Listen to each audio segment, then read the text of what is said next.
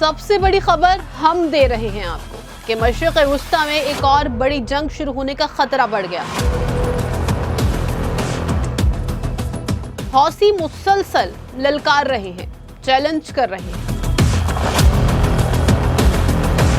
کیا سعودی عرب، پاکستان اور ترکیہ کا اتحاد حوثی باغیوں پر پہلا بڑا حملہ کر سکتا ہے؟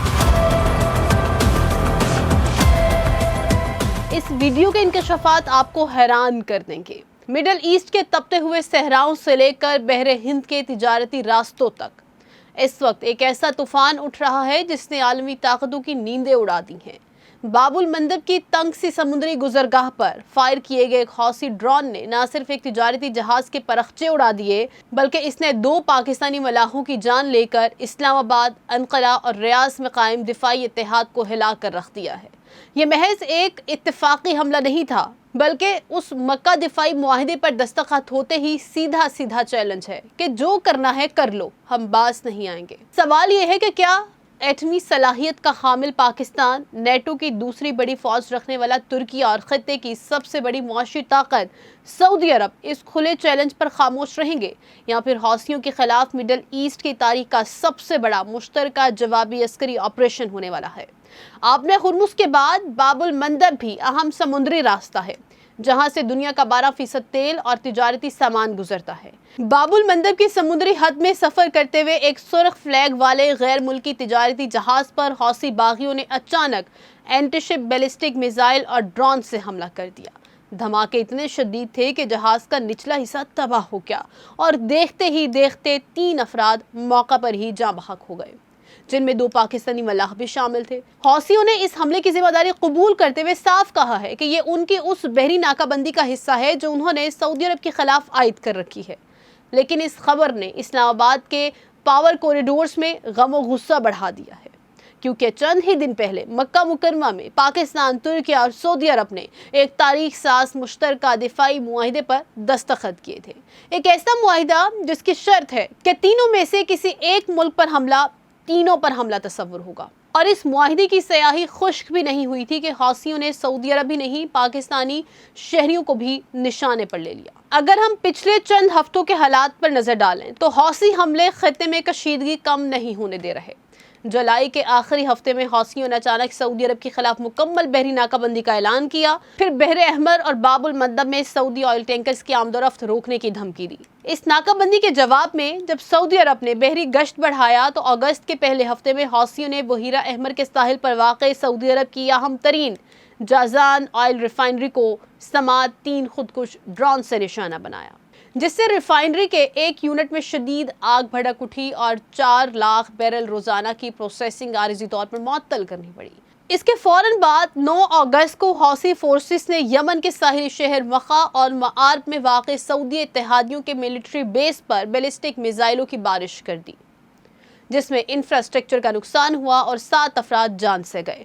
اور اب باب المندب میں پاکستانی ملاحوں کی ہلاکت کے ساتھ حوثیوں نے اس جنگ کا دائرہ کار براہ راست نئے بننے والے سہ ملکی اتحاد کے دروازے تک پہنچا دیا۔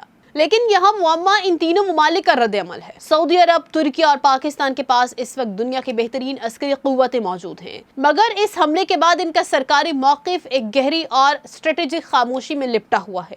انقرہ سے صدر اردوان کے وزیر خارجہ نے صرف اتنا بیان دیا کہ مکہ معاہدہ کسی ملک کے خلاف نہیں بلکہ صرف دفاعی استحکام کے لیے ہے، جبکہ پاکستان کی وزارت خارجہ اور ISPR نے سفارتی احتیاط برتتے ہوئے واقعے کی شدید مذمت کی، لیکن فوری عسکری قدم کا اعلان نہیں کیا۔ آخر اس خاموشی کا کیا مطلب ہے؟ اسٹریٹجک ماہرین کے مطابق یہ خاموشی کمزوری نہیں بلکہ اس کا مطلب یہ ہے کہ یہ اتحاد خطے میں کوئی نئی جنگ نہیں چھیڑنا چاہتا بلکہ سفارتی ذرائع سے مسئلہ حل کرنا چاہتا ہے تاکہ اصل دشمن باہمی اختلاف کا فائدہ نہ اٹھا سکے۔ تینوں ممالک اس وقت ڈیٹرنس یعنی روبو دبدبے کی پالیسی پر عمل پیرا ہیں۔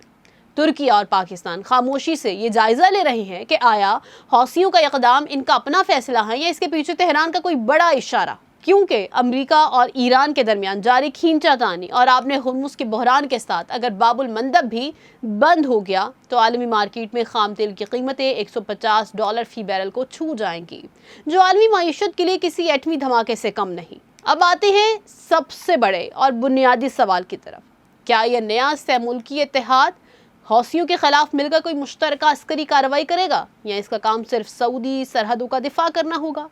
تجزیہ کاروں کے مطابق اس کے دو ممکنہ منظرنامے ہو سکتے ہیں۔ پہلا یہ کہ پاکستان اور ترکیہ براہ راست یمن کے اندر جا کر حوثیوں پر کوئی بمباری یا زمینی اقدام نہیں کریں گے۔ پاکستان کی عسکری پالیسی ہمیشہ سے خلیج میں دفاعی رہی ہے، یعنی اگر سعودی عرب کی جغرافیائی حدود پر حملہ ہوتا ہے تو پاکستانی فورسز سعودی زمین اور فضائی حدود کا دفاع کرے گی۔ ترکیہ اپنی جدید ڈرون ٹیکنالوجی اور اینٹی ڈرون سسٹم سعودی عرب کو فراہم کر کے ان کے انٹیلیجنس نیٹ ورک کو مضبوط بنائے گا، لیکن یمن کے اندر حملوں سے پرہیز کرے گا تاکہ ایران کے ساتھ ڈائریکٹ جنگ نہ چھیڑ جائے۔ مگر دوسرا اور سنسنی خیز منظرنامہ وہ یہ ہے کہ محدود اور ٹارگیٹڈ بحری آپریشن کیا جائے۔ باب المندب میں پاکستانی شہریوں کی ہلاکت کے بعد اب یہ معاملہ صرف سعودی عرب کا نہیں رہا، بلکہ پاکستان کا قومی وقار اور اس کے بحری تجارتی راستے بھی داؤ پر ہیں۔ ممکن ہے کہ پاکستان نیوی کا جنگی جہاز اور ترکیہ کی نیوی مل کر بحیرہ عرب گلف آف عدن میں سعودی اور بین الاقوامی جہازوں کو مشترکہ اسکواڈ کی صورت میں تحفظ فراہم کرنا شروع کر دیں، اور اگر حوثی ساحلی اینٹی شپ میزائلوں سے ان پر دوبارہ حملہ کرتے ہیں تو اتحاد کے ڈرونز اور نیول جیٹس حوثیوں کے ساحلی لانچ پیڈز کو منٹوں میں تباہ کر دیں گے۔ یہ پہلا حملہ نہیں بلکہ ایک جوابی اور دفاعی ایکشن ہوگا جو حوثیوں کے دانت کھٹے کر سکتا ہے۔ کھیل اب اس موڑ پر پہنچ چکا ہے جہاں ایک غلط قدم پورے مشرق وسطیٰ کو ایک ایسی جنگ میں جھونک سکتا ہے جس کا انجام کسی کے کنٹرول میں نہیں ہوگا۔ آپ کے خیال میں کیا پاکستان اور ترکیہ کو حوثیوں کے خلاف فوراً جوابی عسکری کارروائی کرنی چاہیے یا پھر سفارتی راستے سے اس ناکہ بندی کو ختم کرنا چاہیے؟ اپنی رائے کامنٹ سیکشن میں ضرور لکھیں، کیونکہ آپ کا جواب اس بحث کو ایک نیا رخ دے سکتا ہے۔